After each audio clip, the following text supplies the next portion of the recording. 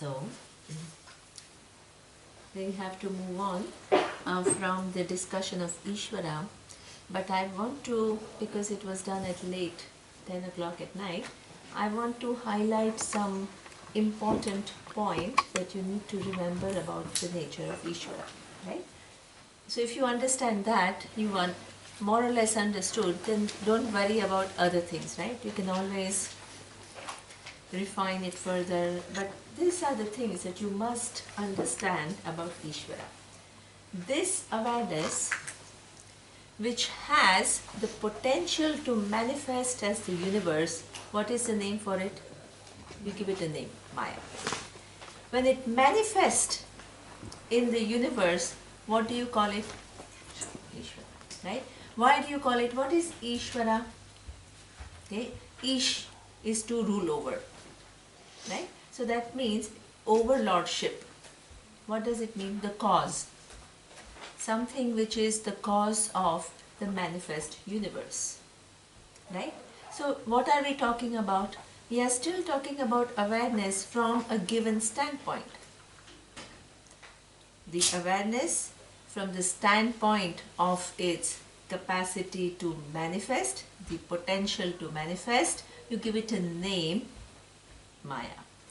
The awareness with reference to the actual manifestation, the cause of the actual manifestation, you call what? Ishwara. Right? It's all what? Ultimately, awareness. Yes? Okay. Now, within that manifestation, one given form of the manifestation, what do you call it? Jiva. What is it ultimately? Awareness. Right? Different names. Just like different names. Yuta, Neema, An, Sarthaka, Root. Different names to show what? Different forms. Even within one form. Different names. Kal, name. Father of somebody. Husband of somebody. Same person. Here there are different persons, so you have different names. Within the same person, you also can have different names. Understand that. Doesn't mean that you have different names, therefore there are different forms. Also, you can have same one thing, same Kal can be said to be husband, father, colleague, yoga teacher, different names. Still one question remains for me. Why awareness wanted to create? This is not, it's not like wanted to create, this is how things are. Awareness has a potential to manifest, and it manifests. And within that manifestation, right, the secret of the manifestation, that all that is here is one, is a little bit what? There is a avarana shakti. That avarana shakti becomes what? Avidya for you. Avidya means ignorance. You don't know that all that is here is this awareness which is manifesting in different names and forms. But if you were stuck with that ignorance for the rest of your life, you are doomed. But you are given the potential to figure it out. And you can figure it out. So you are also given the key to the whole creation. This is Ishwara. This is how it is. This is how it is. Yes. Now, this unmanifest, which is Maya, how does it come into manifestation as different names and forms? It requires what? It requires, exactly, it requires knowledge and it requires power. So therefore, whenever you see anything in this creation, what do you find ultimately? You see one object, kidney. What do you find? Ishwara. Ishwara. knowledge within knowledge, within knowledge, within knowledge, within knowledge. How each cell emerges, how each cell combines with the other, how it then creates a function, an organ, and how that organ functions in relationship with other organs. It's all just knowledge.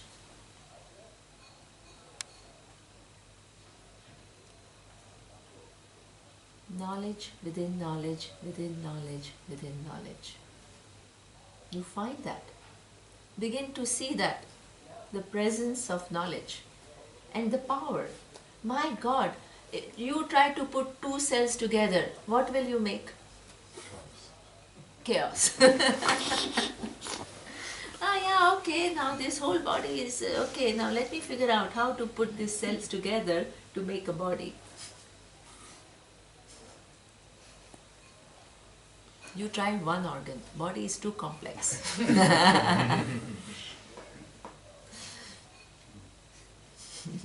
And you'll be same. Right? So that means the knowledge with which it's already there. Right? That knowledge is, as Gabi is saying, that is Ishwara. Ishwara needs that knowledge. I mean, the awareness has to have the knowledge to create what? The manifest the whole universe. Then it also needs power. What kind of power it needs? Creation power. Exactly, creation power. So that means from that intelligence, as though a form has to emerge. Right? It's not just knowledge, it's not just a software, there is also a hardware. So that is referred to as power. Otherwise we have all this, knowledge, power. What is that power? It signifies that knowledge has to be what? Manifesting in a form. That is what power, that is what we mean by power. The form has to emerge. And from that form, two forms have to combine, and then what? Again, something else has to emerge out of it. You put together some basic, this is the model of creation in Veda. 5 elements. Akashaha, Vayu, Agni, Apaha, Prithvi. Basic elements.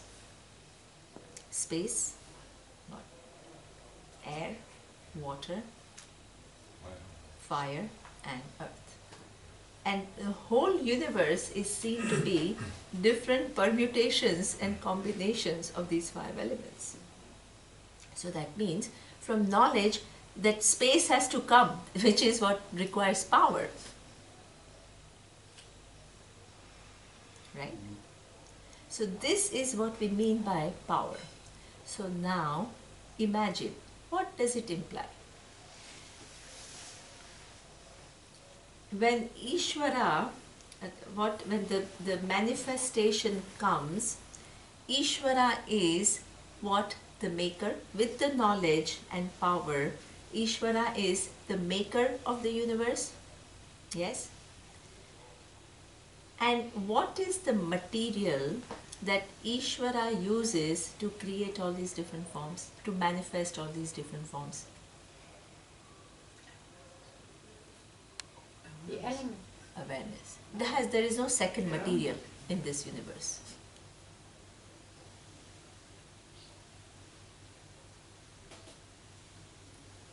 There is no second thing in this universe. So even the material, not only it's the knowledge which has the capacity, which has the power, but the power to manifest a form.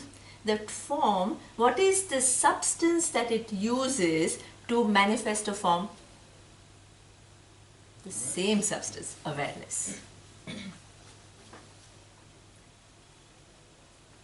That's why when you look into a given body becomes a name, all the different parts become more real. Each part is further divided into many other parts. parts.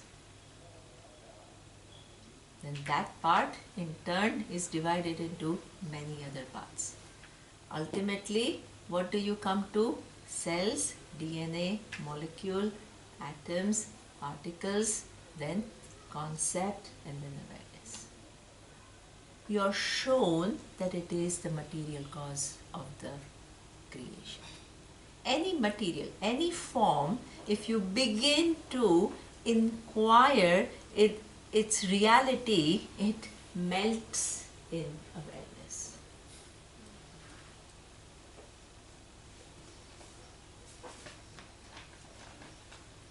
Okay? But something which melts in awareness doesn't mean it's a simple false thing. It is a highly complex. The body is a highly complex mechanism which exhibits knowledge within knowledge, within knowledge, within knowledge, within knowledge. You go to medical school and study a human body. You spend how many years in medical school? 6, 7 years just to study. And all the medical students tell us that the most difficult course in medical school is a course on anatomy. Human anatomy, which means just remembering different parts of the body. So you have to mug up all these different parts, and it's so tough because all the names are all Latin and I don't know what.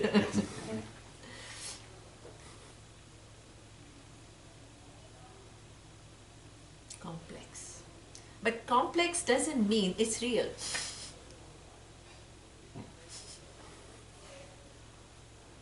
Brilliant doesn't mean it's real. This is where you can appreciate the work of Ishwara. From awareness, it has the power to create a human body. My God. With no other substance but awareness, but what appears?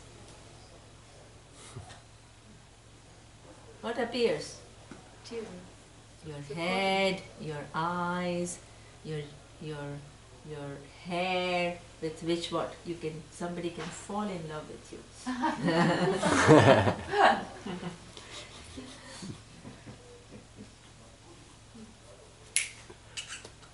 Power.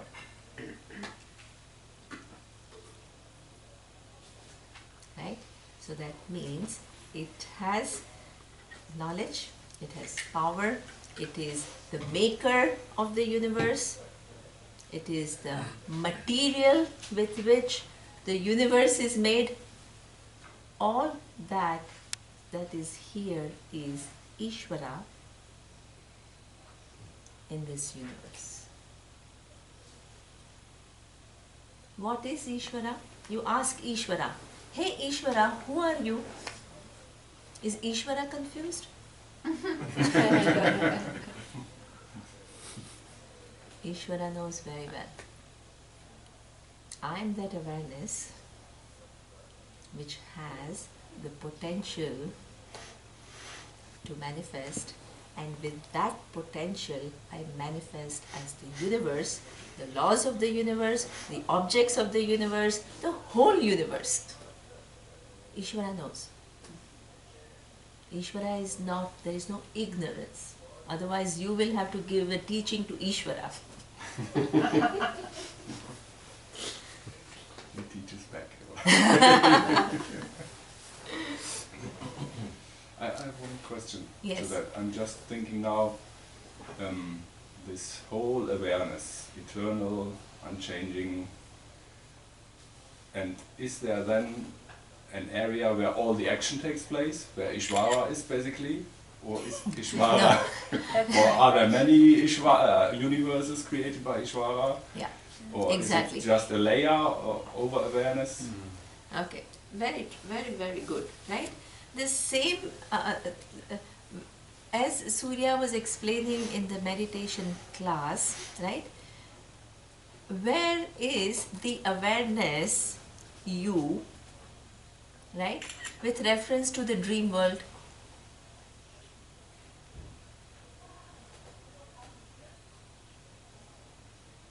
Who has created the dream world? You are the cause of the dream world, and you have created this dream world. Where are you in this dream world? All over. Okay. Right? You're all over. When there is mountain, you think that is Ishwara there or not? You, the Ishwara, the creator. And is the awareness because of which you have become for now the creator of the dream, is there or not? It's also there. Right? So now we have to, this is a very good question. Now, in this whole analysis, I am very happy you asked this question, right?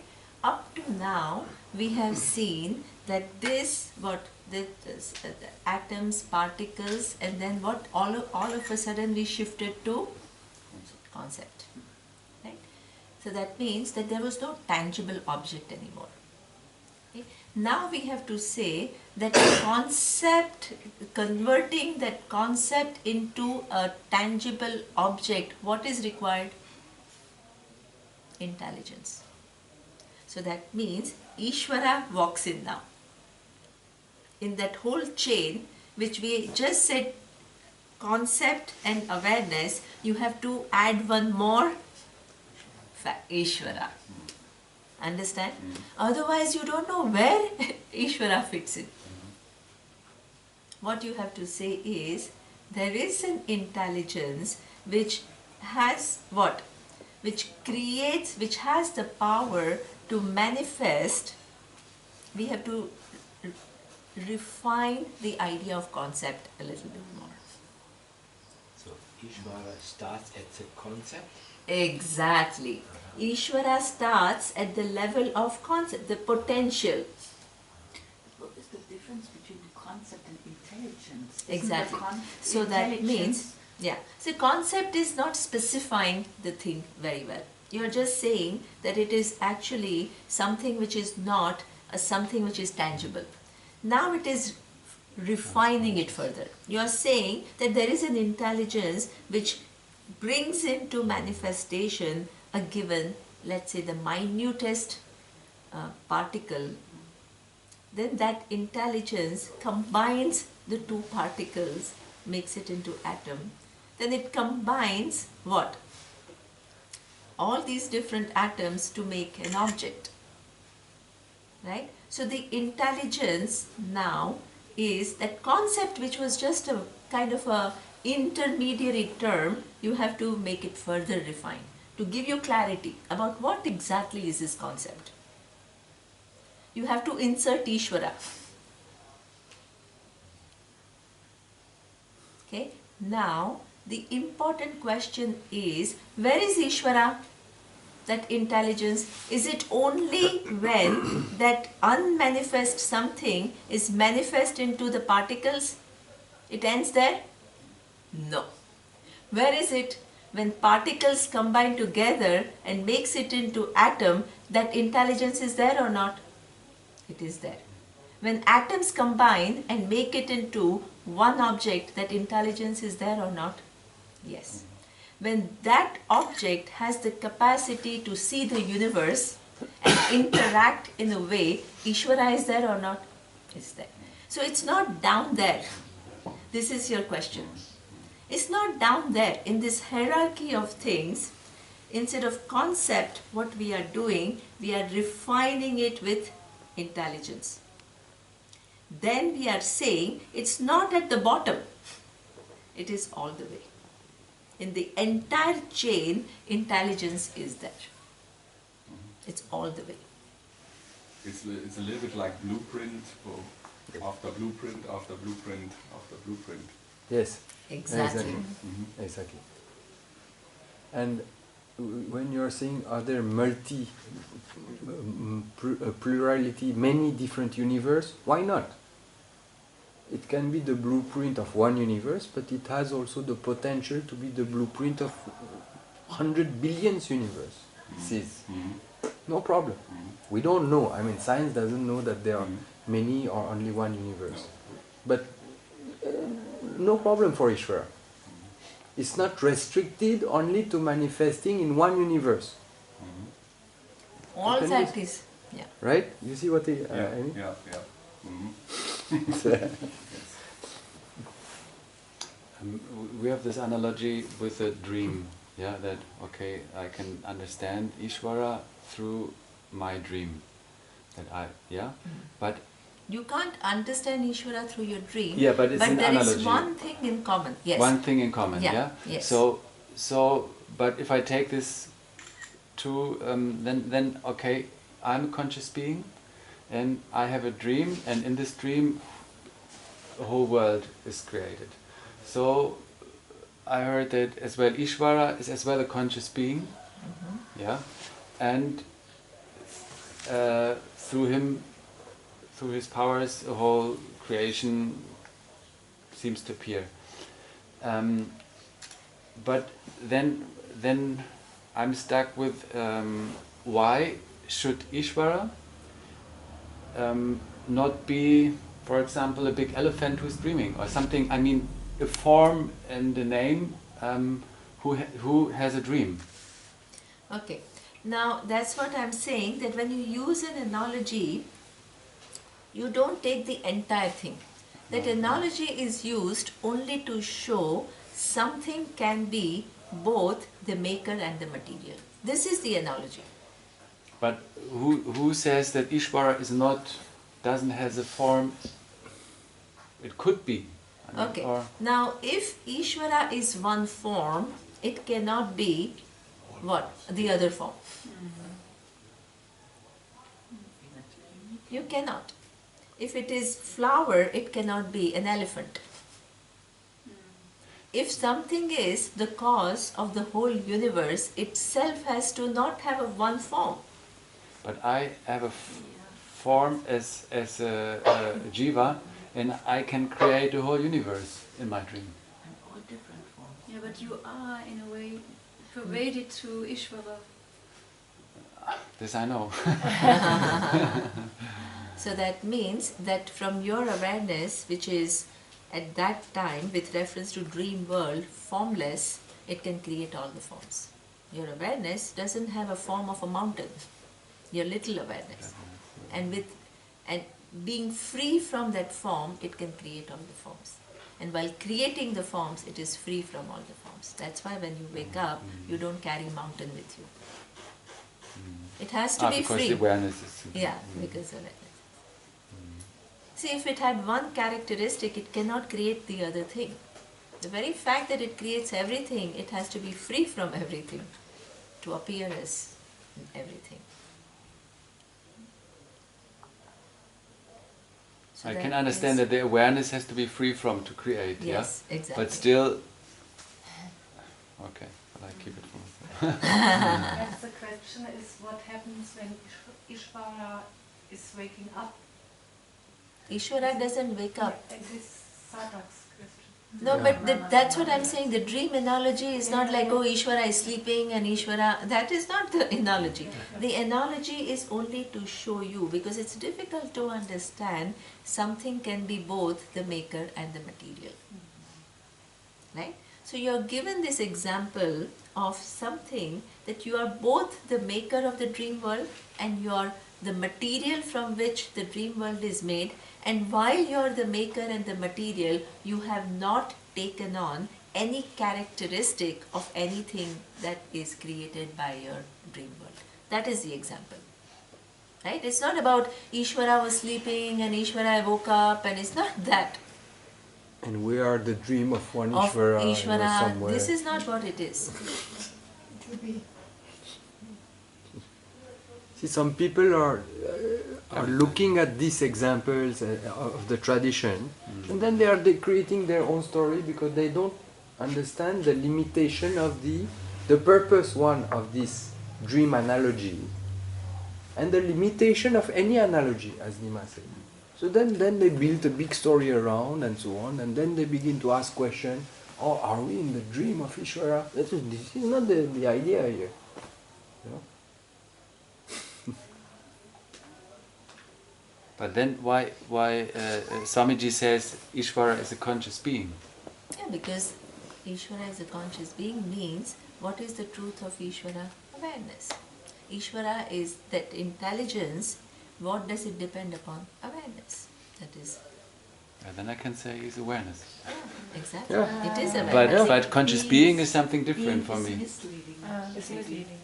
But he, I think he's That not. means, He has a meaning why he said because it. there is a value. It's not just awareness. It's awareness plus that capacity, that knowledge and power. Right? You're thinking about a kind of super jiva. Yeah, being Exactly. as easily as That's being why it's associated. extremely important to understand what Vedanta is saying clearly. Because otherwise you create so many ideas which are not necessary and you get confused on those ideas, you know. That awareness, why do you have two names for one thing?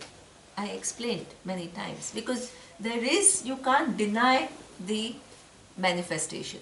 So you need to have this thing, what is the cause of this manifestation? You need to have, right? And because from one standpoint, awareness has not undergone any change whatsoever. So you can't say totally only awareness is the cause of the universe. Because if you say that, I would say that means awareness has undergone a change. And if it has undergone a change, then it's no longer awareness.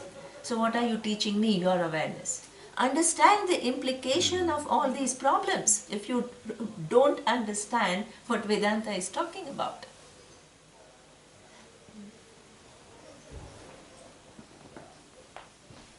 You get into a very complex tangle out of which you can never come out. So therefore, you can't say awareness is really the cause.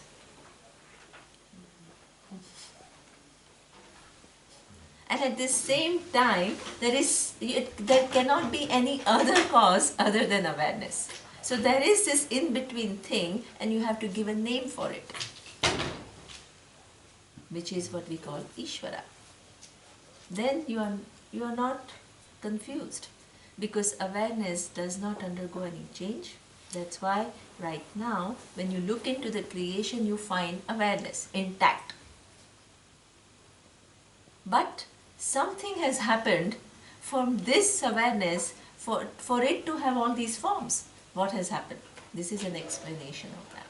You use the terms to explain what has happened. We are not creating entities. Please understand. If you start creating entities, like how he's saying, there is one entity which is we are Jiva, there is another entity which is Ishwara, it's another entity which is a bigger entity, my uncle who is watching over me, then I create a problem. But this same awareness, if you see from its potential to manifest and you give it another name, there is no problem. Because it is with reference to a phenomena that you can't deny.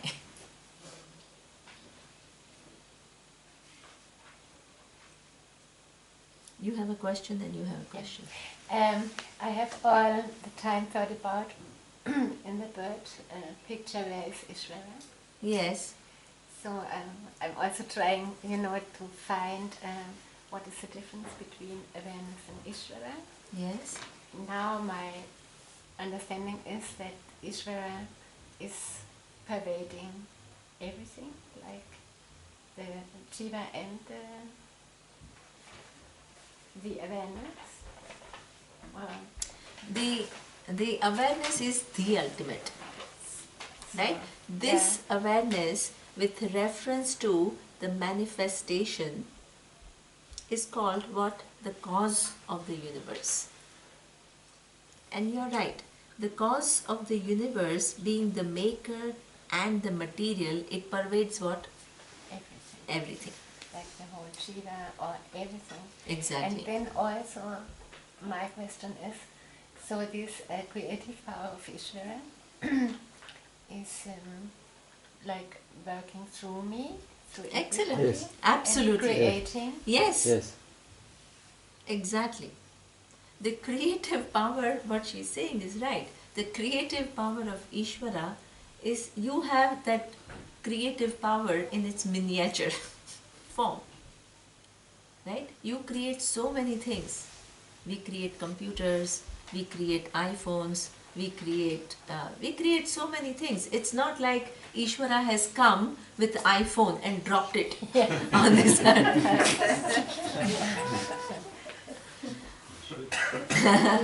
Right? So that means so many objects which were not there in the universe, refrigerator, TV, video, iPhones, all these are created by Ishwara, ready-made and dropped? No. They are created through whom? You. Ruth is the... Right? So that means this creative power is, you are given a chance to what? Express that creative power which is there in the universe. But in a full measure? No. In a limited measure. Because what do you have? Your creative power belongs where? My creative power belongs to mind. In your mind. And your mind is by definition is not all knowledge and all power. It is what? Limited knowledge and limited power. But you can do. You can express that creative power. That's why the scientist is not outside Ishwara. It's not material. Please understand, when Vedic culture doesn't create that division of material success and material education and spiritual education. It is the manifestation of that divinity, that power, that skill. And through you manifest an object. Wonderful. You design something. You imagine life just 100 years ago. I am a little Ishwara. Yeah, exactly. You're given a taste of what it is to be an Ishwara, because Ishwara expresses through you. But Ishwara is not only that expression, Ishwara is what?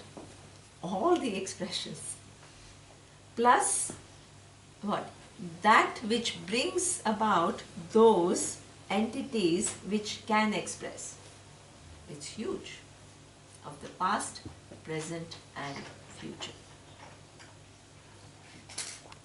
So please don't create any physical distance between anything in this universe and Ishwara. Ishwara is in and through. Not just as like a submarine at the bottom of the universe, it is in and through. The whole universe. And intelligence is pervading everything. Yes. For me, it's still a question how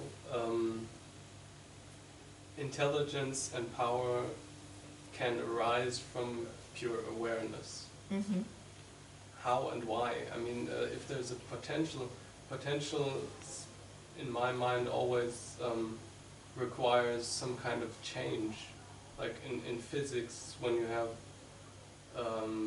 maybe you lift up an object, then it has the potential to fall down. There's a change prior to the Exactly. potential. This is exactly the reason why the dream example is given. Because our orientation is that if something becomes something, right, it has to undergo a change. This is why, right, that's why dream example becomes very important.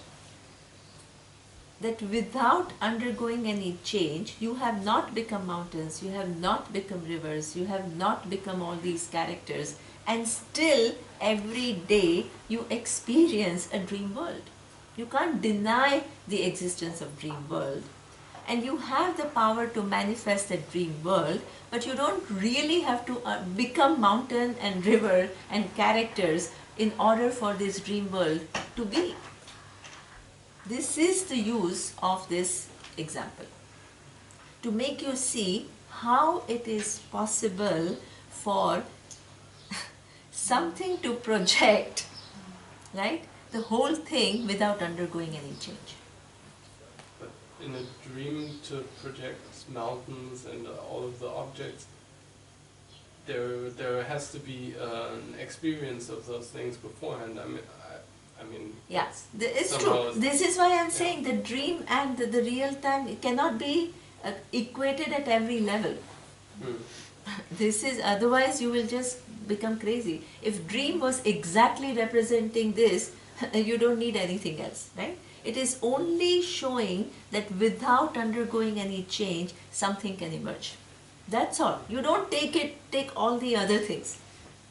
Otherwise you'll get confused. Now, these experiences that you're talking about, what is equivalent for Ishvara? Not experiences. What is it? Knowledge and power. Knowledge and power with which it manifests the universe. Where do knowledge and power come from? Exactly, from awareness. Awareness is the uncaused cause. This is why Ishvara is not an entity which is other than awareness. This is why I'm saying. Did you say uncaused cause? Yes. Awareness is the ultimate uncaused cause, from which even the power and intelligence come. Because power and intelligence cannot hang in the air.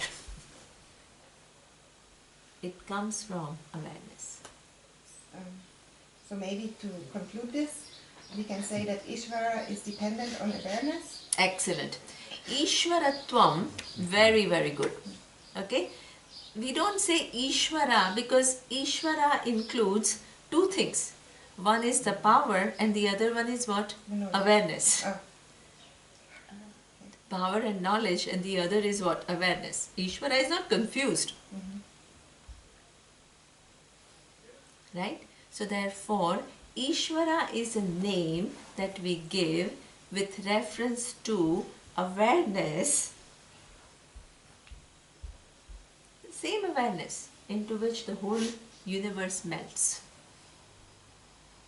That awareness has the potential to manifest. With reference to that potential to manifest and actually then manifest is what we call Ishvara. We give it a name. Because you find yourself in this universe of different names and forms. So what is the cause? You can't say it is awareness because awareness has not undergone any change. Please understand the logic. But there cannot be anything other than awareness, so you need to find an in-between explanation. And that explanation is, without undergoing any change, it becomes the cause of all these different names and forms. And that particular phenomena, how can you understand? Dream is the only example which will give you an insight into how it can happen. Insight.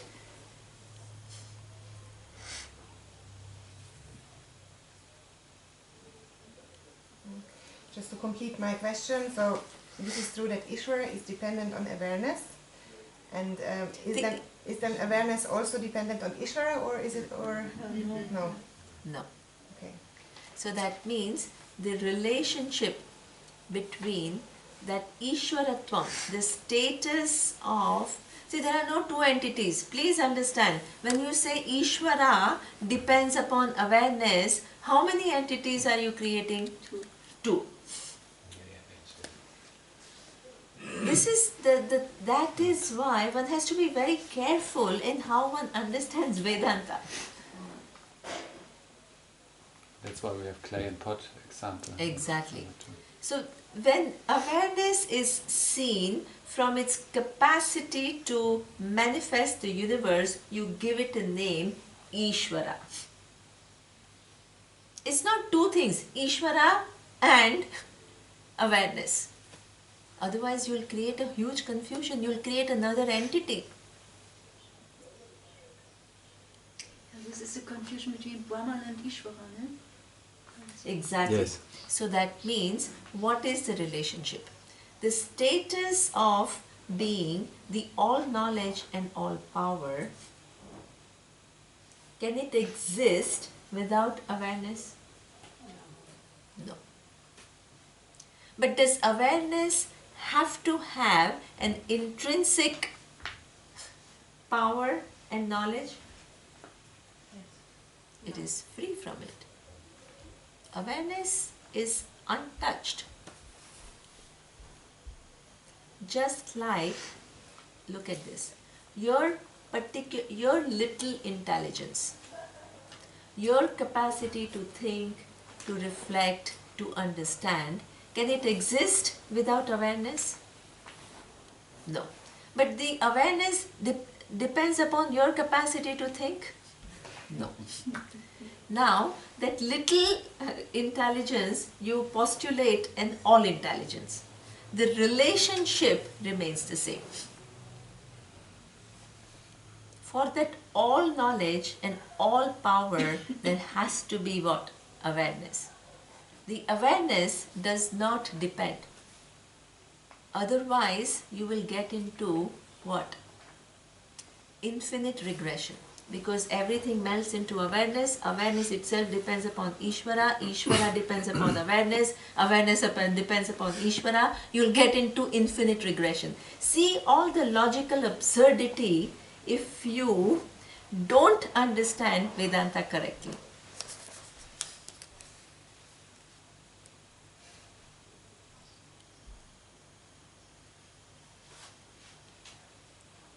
Is it clear? I think so, yeah. Yeah. So the power and intelligence depends upon any intelligence, whether it is a little intelligence or it is all intelligence, cannot exist without awareness. But awareness does not need intelligence for its existence. So it's the same like clay and pot, Mithya and Satya. Exactly. The relationship is Mithya and Satya. But unfortunately, many Vedantins who have not understood, or students of Vedantin, they said, oh, if Ishwara is Mithya, why should I pray to some Mithya entity? Question. Because I am interested in Satyam.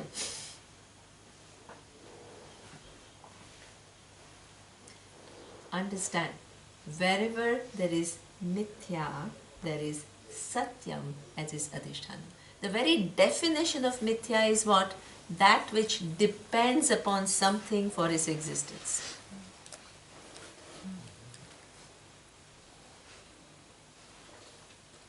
So that means wherever there is Ishvara, there is awareness.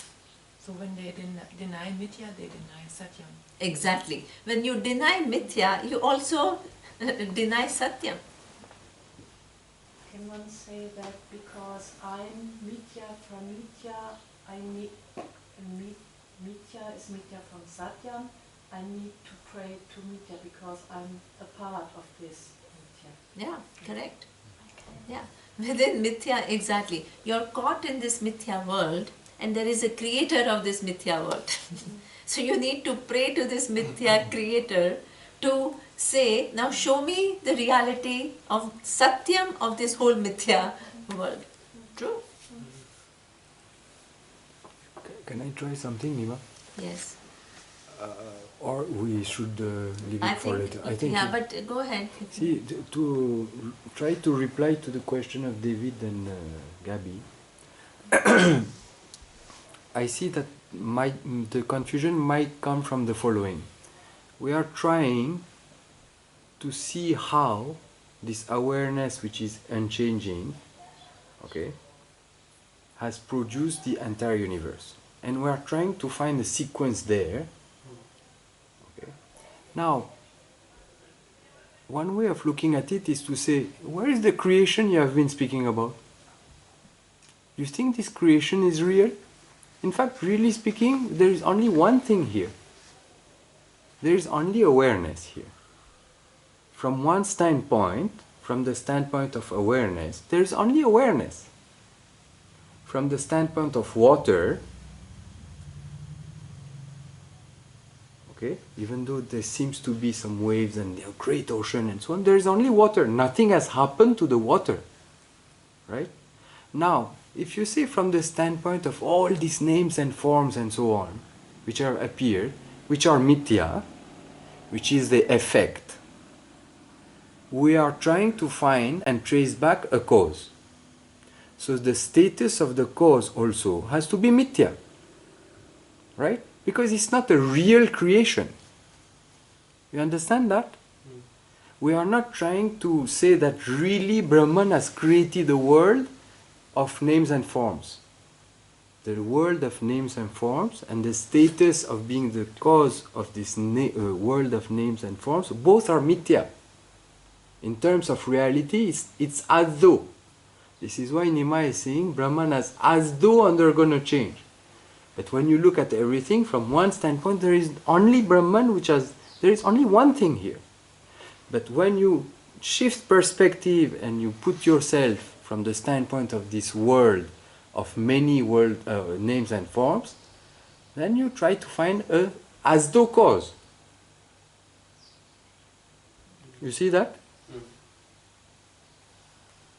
Yeah, it's still the thoughts and concepts that from like physics, from the Big Bang, exactly. or even the exactly. culture of the Bible, of the creation. Exactly. So there is one event and there is one thing which has happened and something has evolved and we are trying to find a real creation has occurred and we are trying to find all the steps and so on. This is our orientation. Thinking.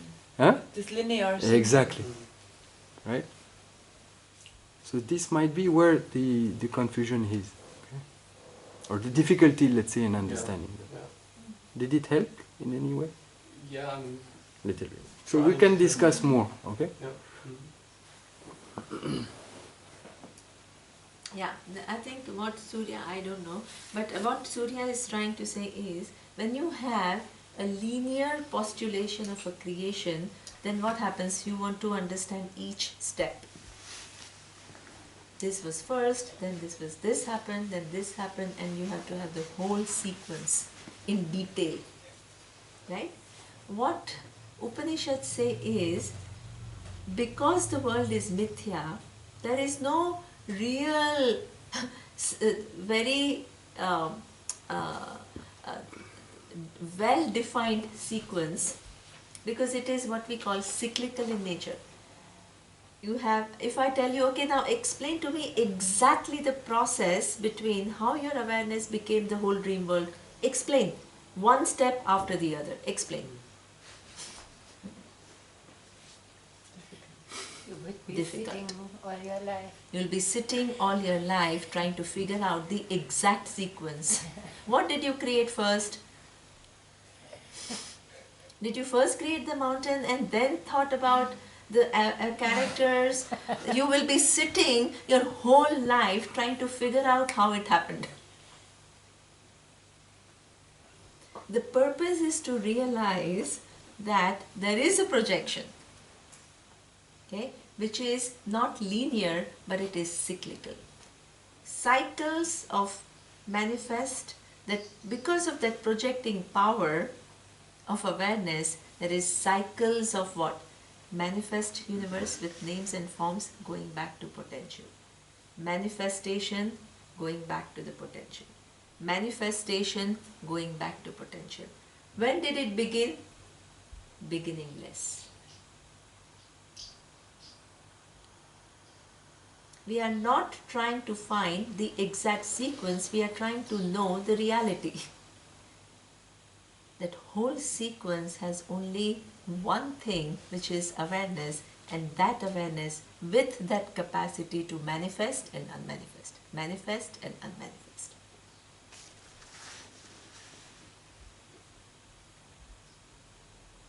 I think what, for me, a thought that came, why it may be difficult is, I don't know if that's correct, if that time itself is part of mithya. Exactly. And that is Yes. something that's really not Excellent. easy to Excellent. understand. What David is saying is absolutely right. Right? The time and space, were they there before creation or they are part of creation? They are part of creation. That means in that potential, in the unmanifest form, there was no physical time and space. Physical time and space comes from creation. The universe, time, and this is why when initially what was our thought? That time and space is absolute and every object emerges within time and space, which is absolute. Albert Einstein recognized the fact that even time and space is not absolute, it's relative. There is no absolute reality to time and space. So that means what is the implication of that? One of the implications of relativity of time and space is that the time and space itself is coming along when the creation becomes manifest. It was not there before the creation, the universe manifest. It's hard to say before. Yeah, exactly. Exactly. Absolutely. Absolutely. So that's why, but if you don't say before, then you get into a problem. You can say this creation is a manifestation. Everybody understands that. Right? Before that, from where did it come? You don't need to say before. From where did it come? You can't say that it came from nothing. Because if you say that it came from nothing, it becomes illogical. From nothing, everything cannot come. And if something was already there, then there is already a creation. You see, you get into all these logical problems. The only way to resolve it is to say that there is this one undifferentiated cause which has the potential to manifest, and it did manifest as the all names and forms. Then it actually accounts for all the logical steps. That something was there, but still why is there creation? Because something was there but it was unmanifest. Then it became manifest. So that becomes an event as though for manifestation. And to this you have to add that all this is as though only. It's mithya, within mithya. Ishwara is mithya. This whole process of unmanifest to manifest, all these names and forms and so on, at every step in and through, everything resolves into one thing which is never changing. This is what you have to see. Because otherwise you remain caught at finding a sequence in this mithya. And you take the whole sequence to be very real. No. From the standpoint of awareness, there is not even any name and form, there is only awareness.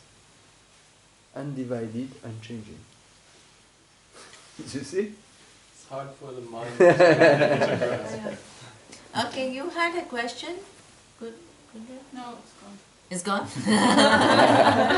Too long? Okay, let's move now. Okay? So here it says Parachaha Kaman, the next verse, Anuyanti Balaha Te Mrutyorho Yanti Vitatasya Pasham Atha Dhira Amrutatvam Viditva Dhruvam Adhruveshu Iha Na Prarthayanti. Okay? What it says is Balaha. There are lots of people who are like children. What happens? They follow kamas, external pleasures. Okay? And what is the result of that? So that means you come in this world, little individual, connected to a given body and mind, right? And the way the whole universe is organized by this Ishwara is what? You are given senses, and with senses you can see the objects. You are given the mind, which what? After coming into contact with objects, it makes sense, it creates desires, it creates likes, it creates dislikes, it creates emotions. Then what happens? You try to engage in them, you try to engage in things that please you, and you try to disengage from things that don't please you. Okay? So that means you perform an action. And when you perform an action, there is a result that you can't avoid. Seen result and unseen result. So that means then the unseen result after this life is still remaining to be experienced. So what do you need? Another body, and then another body, and then another body, and it goes on. So that's why they are called bala. Bala means that you are coming in the setup and you are totally what? Caught in that setup.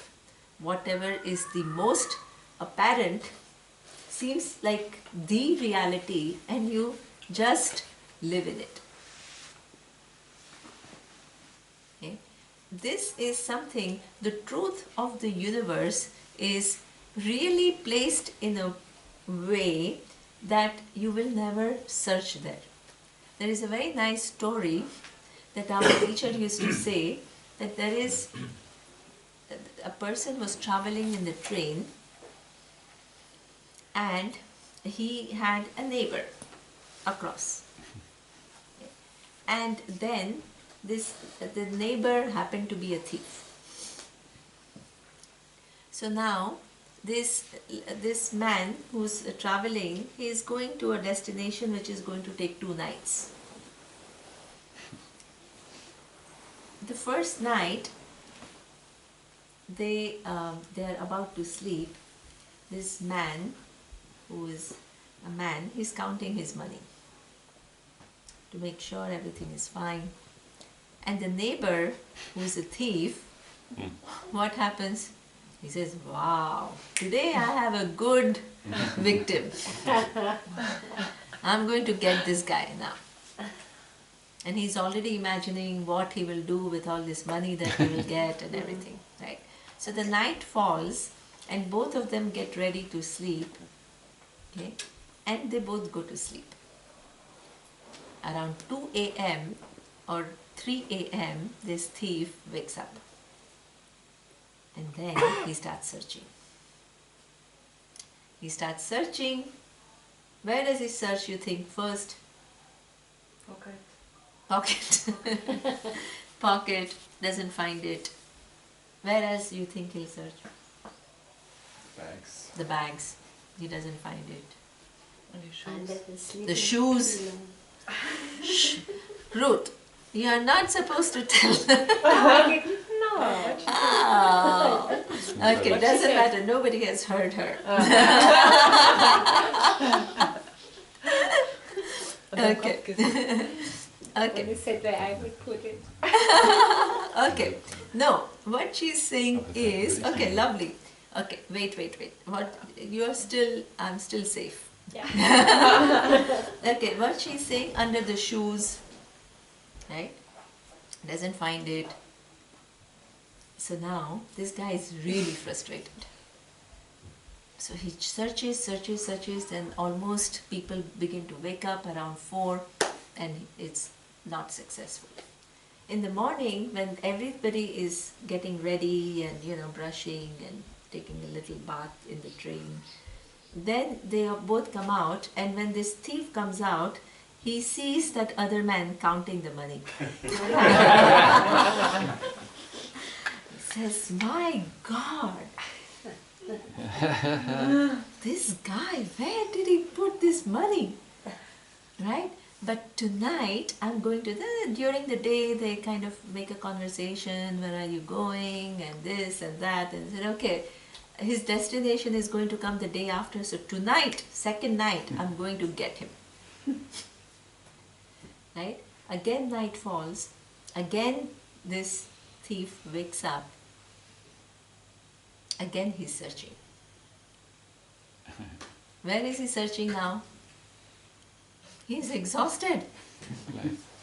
Right? So he has exhausted the pockets, he has exhausted the suitcase. Maybe second time just to verify he searches again in case today he has put it. The bags, no. Shoes, no. Now as Ruth has an idea, maybe he's putting it under his pillow. So he very quietly, while the man is sleeping, he has to be very careful, right? Because if he puts the hand under his pillow, then what happens? And if he wakes up, so he has to use all his skills to make sure that he puts his hand all through the pillow without waking him up. And he does it very skillfully, and he still doesn't find it. Now this man is wondering, where is all this money? Where is he hiding? Right? So therefore, now again, day begins to break out, 4 o'clock, people are beginning to wake up, this, that, second time unsuccessful. Then they both again get fresh and everything, and when the thief gets fresh and all, he again sees this man counting the money. Now he cannot take it.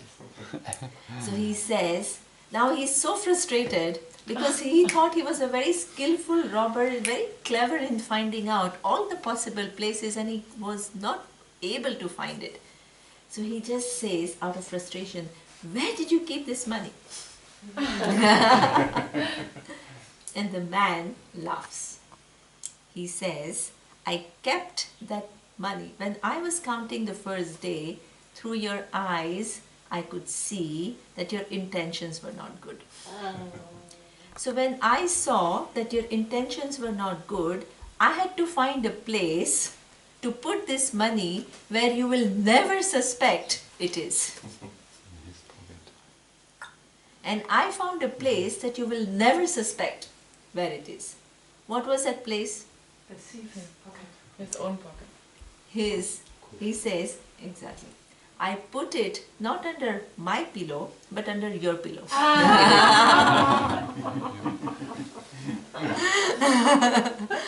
The place where you will never suspect where it is. The key to the creation. Ishwara is put in a very safe place where you will never suspect it is, where you will mostly not look for it. You have to be very smart to look for it at the right place. Very smart. Because the orientation is out. Eyes, sense objects, sense organs, mind, buddhi, everything, all the equipment. The money, what is it presenting? The money is what he was looking for. What he was looking for, that here in this example, what you are looking for is your fulfillment. And where are you searching? Yeah. And where has Ishwara placed it? Exactly. Under your pillow. Under your pillow.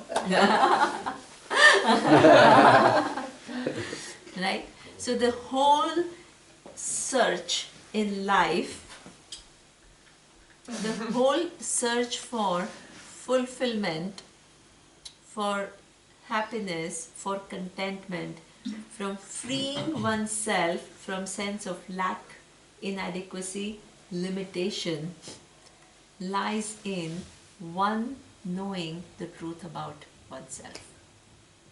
But most of the people who, according to this Upanishad, are like balaha, like kids, they get what? Fooled by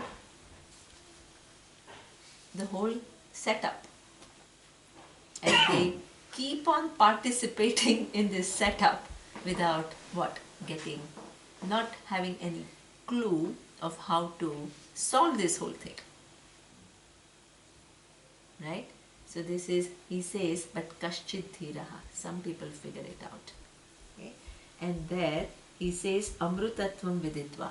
And know this reality exactly as it is. When you want to know the reality, okay, what is it that you are really interested in knowing? Exactly. Wonderful. You are really interested in knowing yourself. And as a result of this teaching, what do you discover about yourself?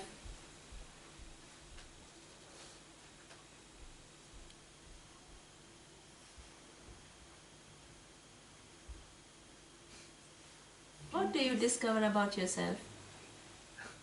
The melting process.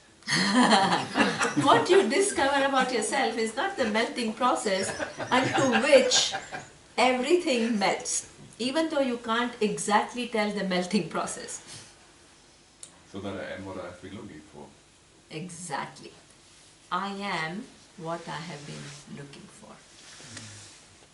Okay? But what is this I am? Is it the same, this little I? No. That little I who was searching is what? Understood to be a relative entity.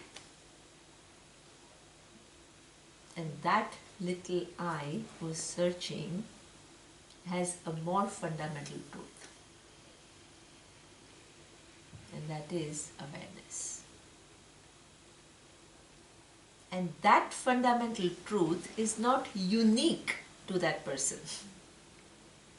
That fundamental truth is universal. One.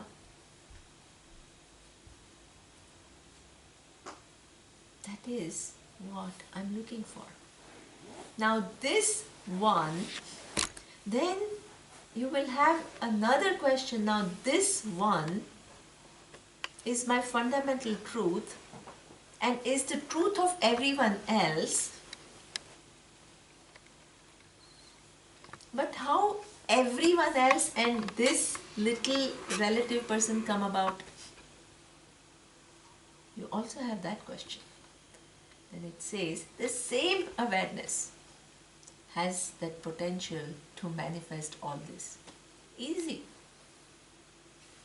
Create all these forms and create the laws which govern the interaction of these forms. Easy. What is difficult here? Tell me. If your thinking is clear, it's not difficult.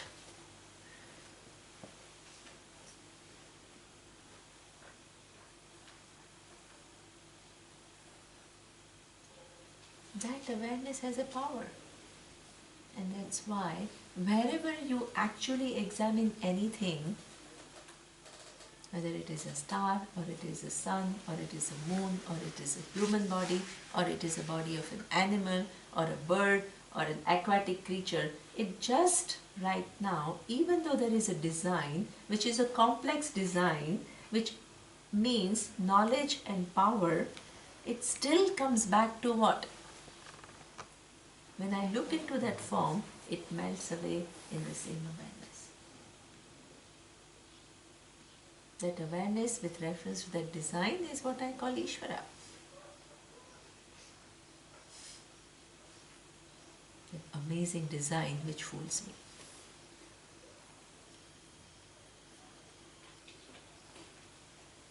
Right? So this is what the wise persons find out. Okay? Now, until this clarity happens, what is one's life? So this is what is explained in the next verse. It says, Urdhva Mulaha Vakshakaha Eshaha Ashwathaha Sanatanaha Tadeva Shukram Tad Brahma Tad Eva Amrutam Uchyate Tasmin Lokaha Shritaha Sarve Tadu Na Atyeti Kaschana Etadvaitata. Okay? Here he says, this universe is like an eternal fig tree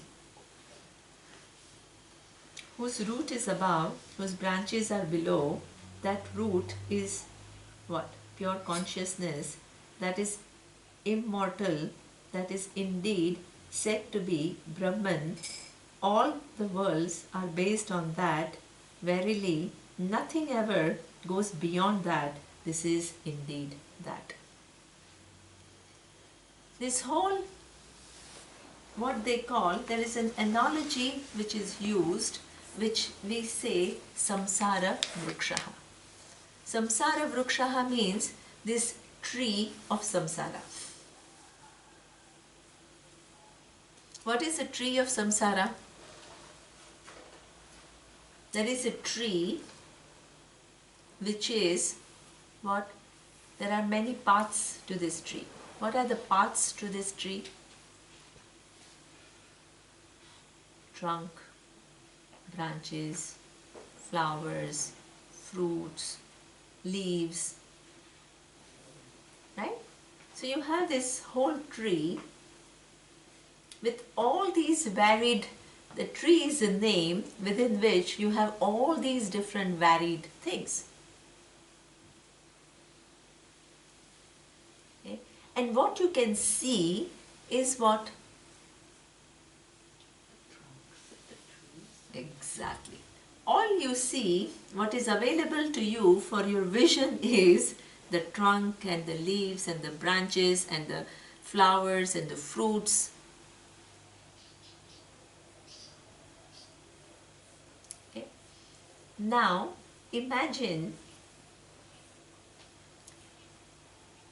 you want to get rid of this tree because somehow you don't like it.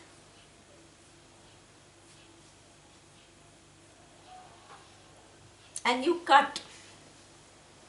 What will you cut? You cut a branch. What will happen? More branches. More branches will come. You take out the leaves. In fact, the nature is such. When I first went to the US, I was so amazed that after fall, all the leaves fall. First they turn from green to all these beautiful orange colors, and and after that they all fall.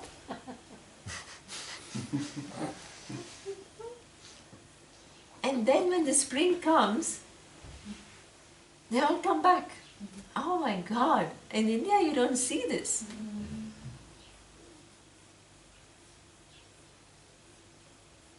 That was the most amazing, I think, fall and the changing leaves and falling. It's just beautiful. I enjoy it. Okay? That means that you get rid of the leaves. What happens? They come back after a few months. You get rid of the branch, you pluck the fruit. Next season, you'll have more fruits. You pluck the flowers. You're not exhausting the stock. What happens? It'll come back again. For some reason, you don't like this tree and you want to fell it. As long as you work within what you can see, will you be able to fell it? No. What is the way that you can fell the tree? Deep. Exactly. You need to look at something which is not directly visible. What is that? The roots. The roots are the one which you don't see when you just see. But you need to figure out that this whole structure which is regenerating itself and regenerating itself and regenerating itself has some roots, and once you take out the roots, what happens? The tree is gone. Now, look at the samsara tree. This samsara, which constitutes of lots of individuals, time, space, objects within time and space, known to you, unknown to you, somehow you don't like it because it's giving too much suffering, too much anger, too much frustration, I'm depressed, I feel insignificant. I have all this feeling, why me? All these horrible things happen to me. And I want to... Now, what will you do to get rid of these names and forms? Tell me, what will you do? Will you start going and destroying everything?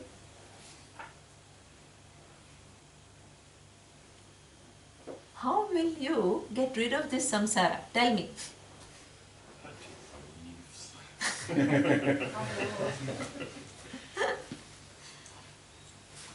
This structure which you already find yourself in, you have no capacity to say, I don't like this, fell it. I don't like this, fell it. By the time you eliminate two, you'll be in jail. And even if you escape the jail, a third one will come who will irritate you.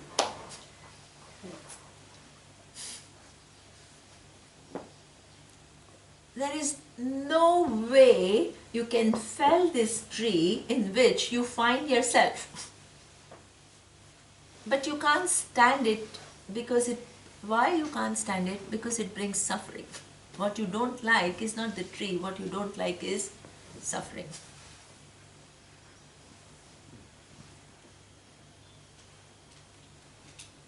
And you think that the cause for this suffering is the tree. That's why you don't like the tree.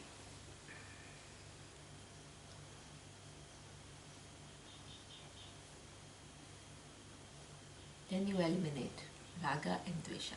Go for things that you like, eliminate things that you don't like. Right? And it grows everywhere you go. You'll always find somebody or something which irritates you. You want to go to the mountain and you want to be a yogi, you'll find huh? Another yogi.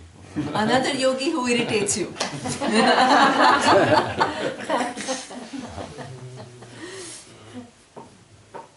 Right? There is no physical possibility of what? Eliminating this samsara vriksha. The only way is to question this tree and question the root of all these names and forms and find the root. And what is that root? Brahman.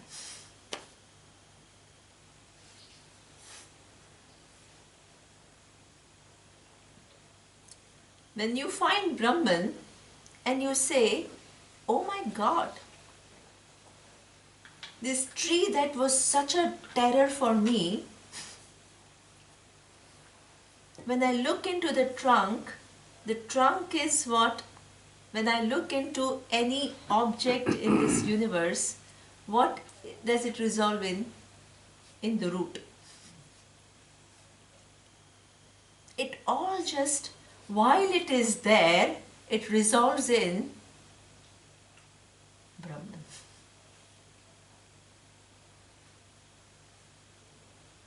Anything, any form, any law, any emotion,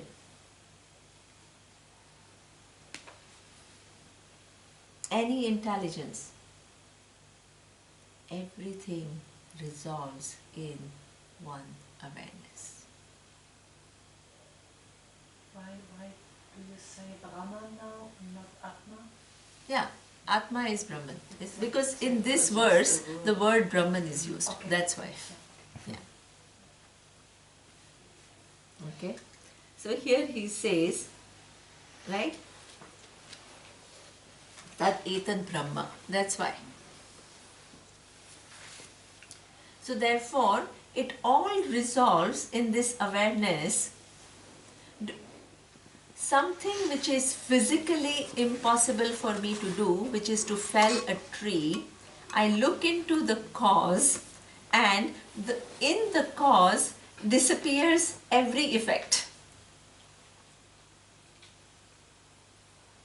The effect is not independent of the cause. It is dependent upon the cause.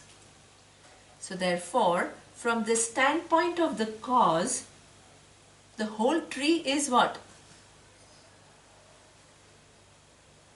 Eliminated, not physically eliminated, but eliminated as real entity from my understanding. Like the cup and the glass are not two things. There's only one. If you count awareness, then there is only awareness. If you count forms, then there are multiple forms. But you can't, you have no capacity to eliminate forms. You can only resolve the forms in that awareness with your understanding, not physically. This is how you tackle samsara tree. There is no other way to tackle samsara tree. You will never be able to get out of this samsara tree. So what happens? Yesterday she was asking, Gabi was asking, what happens to us when we fell this samsara tree through this knowledge that all that is here is awareness? What happens to my individuality? Still there. Sorry? Still there. Wonderful. While you're alive, it's not that the minute you discover everything is awareness, you'll disappear from this earth. Right? If that was the case, nobody would be interested in moksha. Right? So therefore, you will continue. You will continue to be as though confined to this body, and the awareness will continue to be as though confined with this body and mind, and you will continue to have relationship with only one body and mind as before, right? But you are not fooled by that experience. You understand awareness is free from the body and mind, whereas body and mind is not free from awareness. You understand that. Okay? But after this body falls, as a natural death, what happens? Do you come back or not? Of course not. Yeah. Of course we know now. Ah, wonderful. She's saying, of course not, because now she knows. This is true. Why not?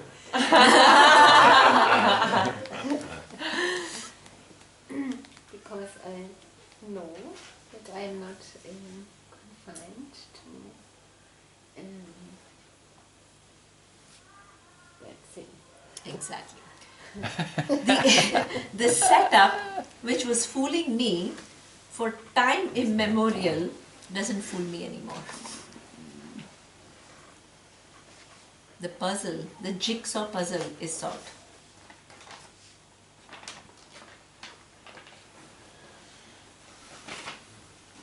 No longer you need to appear as though confined awareness and have a special relationship with only one body.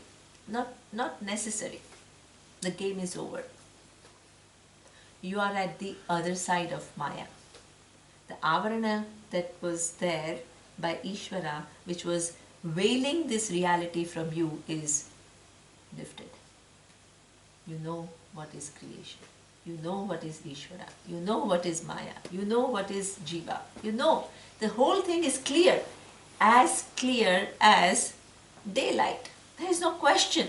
Oh my God, yeah, so now what does this term mean? And why? No confusion.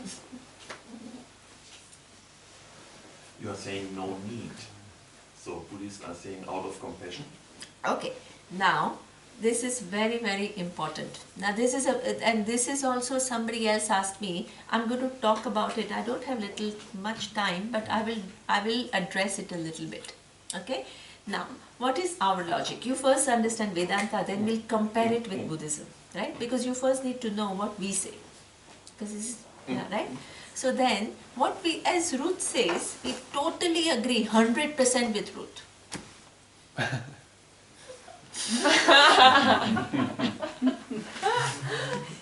Right? What she's saying is, the game is over. You're no longer fooled. Okay? This as though confinement doesn't fool you anymore. You understand clearly space is, you can't enclose space. You can't enclose awareness. Seems to be enclosed, it's not possible. It's free, already free, always free, never was bound.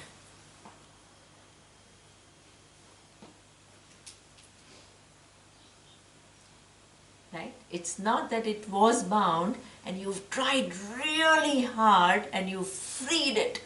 No, it was always free.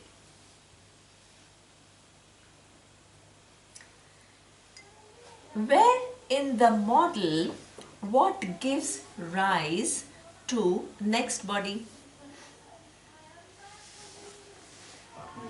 Huh? Exactly. Where does that avidya rest?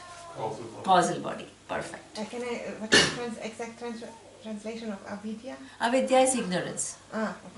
Ignorance about this reality, what is the nature of this awareness. Okay. So one question maybe? We 100% agree. Let me explain. Yeah, no problem. Just stay with me, then you will understand. Then you can ask me question, because I'm a little bit constrained to finish the text. So as Carl says, that cause for the next body is avidya.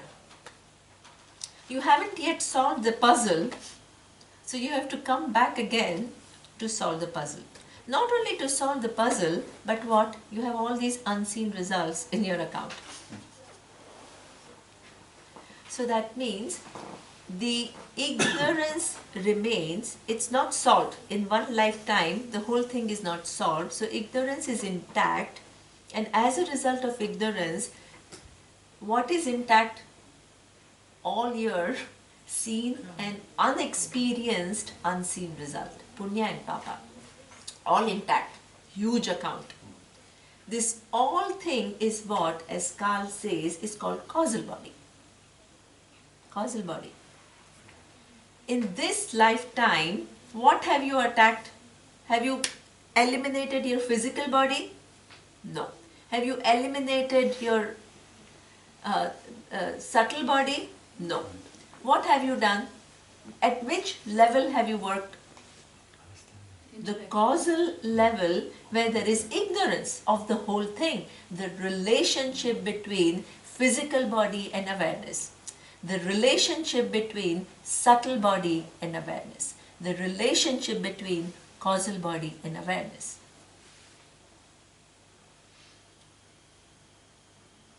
Right? That's what you have done in this lifetime. In this lifetime, we are all doing that. Now, imagine that as a result of this inquiry, that ignorance, which is the cause for punya papa, for the punya papa to remain, because I am the doer, this is my identity, I do something, I get result of that action, as a result of the unseen result of those actions, I take another body. That whole chain continues as long as that ignorance is intact. If I remove that ignorance, what do I understand?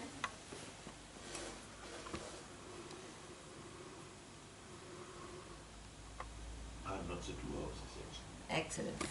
Neither I am the physical body, nor I am the subtle body, nor I am the causal body. I am awareness, but awareness is in all three.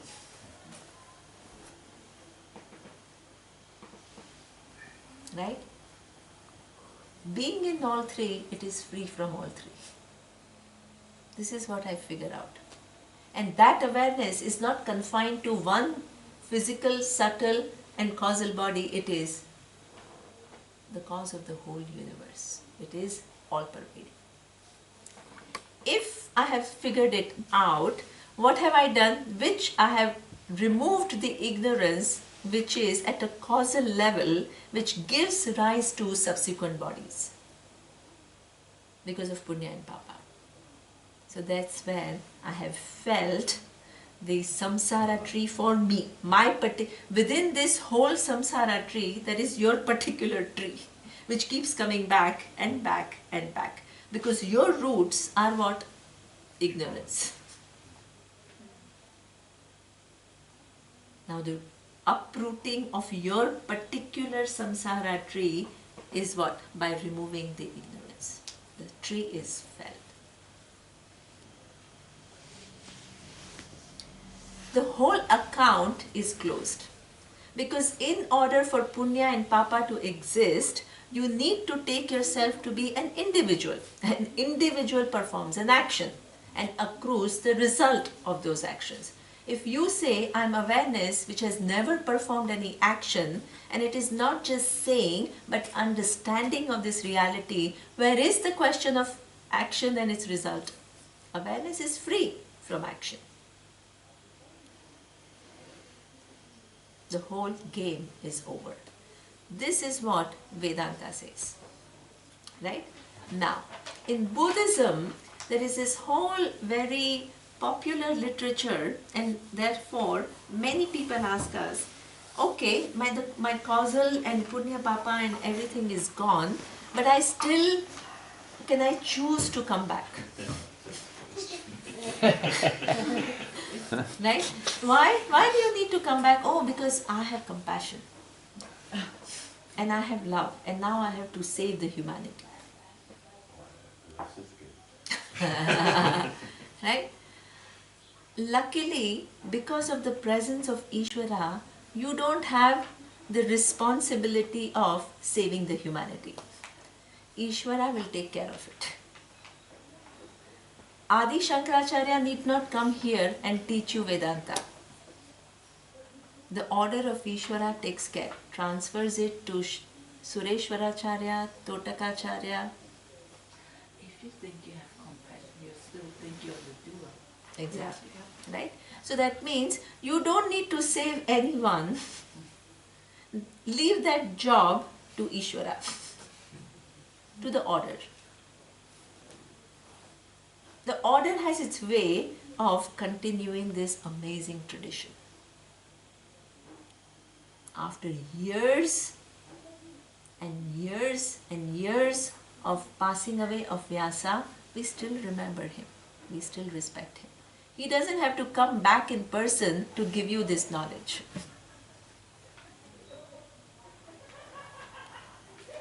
There is a continuity. Do you and me ensure that continuity? No. You don't have the responsibility of continuing this thing. It is done by the laws of cause and effect. Let them work. Don't become Ishwara for this creation.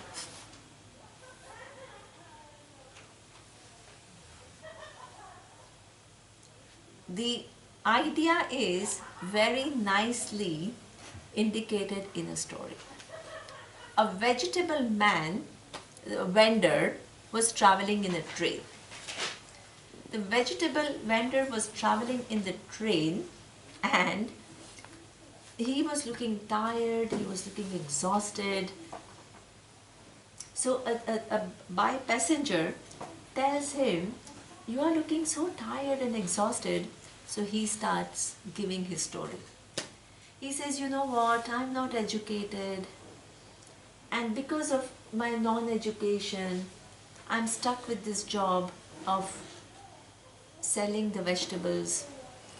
I try to sell it in my village, but the income that I derive is not enough. So I have to travel by the train to go to different villages and I have to sell the vegetables.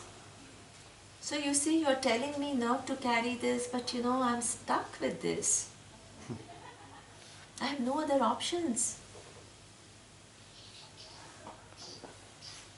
The by passenger smiles and he says, yes, I understand your whole story. I understand that you need to make money I understand that you need to support your family. I understand that what?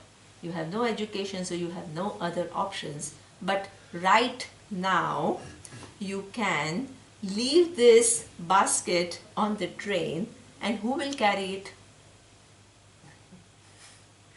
The train will carry it. You don't need to carry it on your head. There is a train.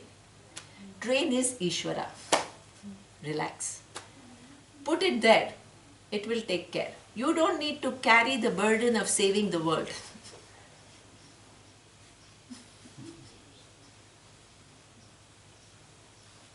It is ensured by this all intelligence and all power which has the capacity to let this teaching tradition or anything, any compassion, any love, any gesture of kindness continue through many, many, many different beings for time immemorial, through cycles of creation. You don't have the responsibility for it. Right now, you are there, you have understood something. If others are interested in learning from you, it's your responsibility to give it out. But once the body falls, there is a way. Doesn't require you. Your compassion is when you have no Ishwara in your teaching, you get all this burden of responsibility. That's why Ishwara in Vedanta gives you so much sanity. Your responsibility, but not over-assuming responsibilities. Everything is intelligently done. In understanding of Ishwara and aligning with Ishwara, without putting overburdens on yourself. Extremely critical. You do what you have to do. But you do it with the understanding of the large order within which all your actions are taking place.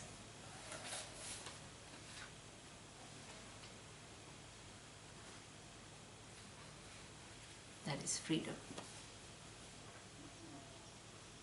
Therefore, we totally support Ruth that we don't come back. Once the causal, when the causal ignorance is taken care of, right, you don't come back as a form. Then the next question, oh my God, I don't come back. So I cease to exist. I don't want moksha.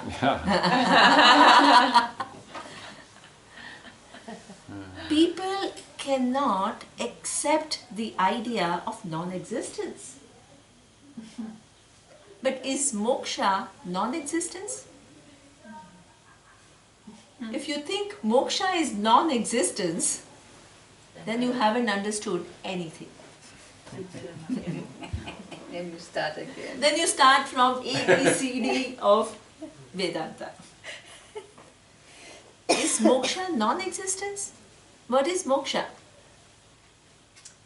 Awareness. Eternal existence. Exactly.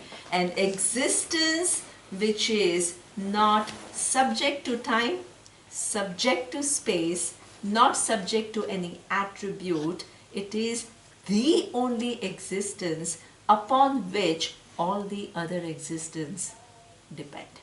This is moksha. I am that existence. Lovely. This is moksha. It is not extinction. But well, if I extend this over eons of time, isn't it then that suddenly the earth is empty because all people are gone? Okay. There are more people here. Exactly. So, this But enough creative people- capacity of Ishwara will continue. How long does it take to create one more form? Not too long. Just thought that all the causal bodies are gone suddenly. So then, you know how many causal bodies are there in this universe? No. Billions and billions and billions, and even on this earth, species, countless species. Okay, enough material. Enough material. And one more. Not too long. It doesn't take too long, right? So therefore, this creative power of this Maya is infinite, right? So therefore, this is what how you fall, that there is no second thing. This is how you fall this samsara tree. Okay? Now, now I have how many verses? Next 4 verses I have to do in the next class. Next year. Not that next year, next class.